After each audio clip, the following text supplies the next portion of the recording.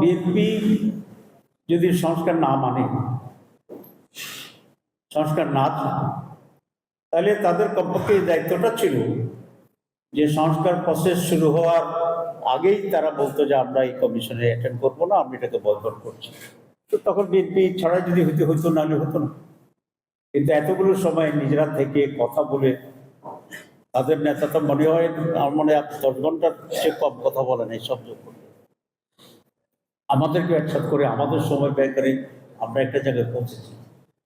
তো এখন এই কথাটি বলা আমি মনে করি তাদের দায়িত্বহীনতার পরিচয়, নতুন করে দেশে একটি রাজনৈতিক সংকট তৈরি করার অপপ্রয়াস, এবং ফেব্রুয়ারিতে যে নির্বাচনটি এসে গেছে এই নির্বাচন সম্পর্কে মানুষের ভিতরে সংশয় তৈরি করা একটি অপকৌশল, এবং তারা অন্যায়ভাবে এই সরকারের উপরে চাপ সৃষ্টি করছে। এটা একটা বিষয়।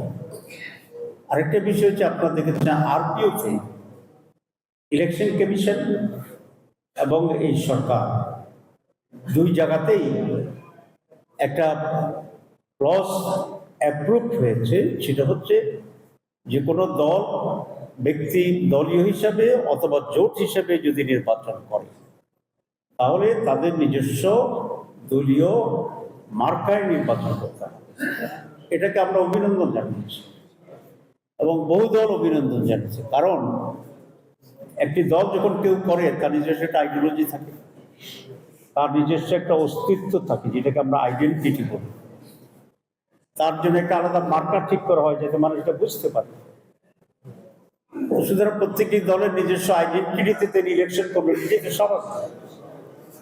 হ্যাঁ, কেউ যদি জোট করে অবশ্যই জোট করতে পারবে, জোটের লোকরা যদি তাকে ভোট দিতে চায় তারা ভোট দিবে।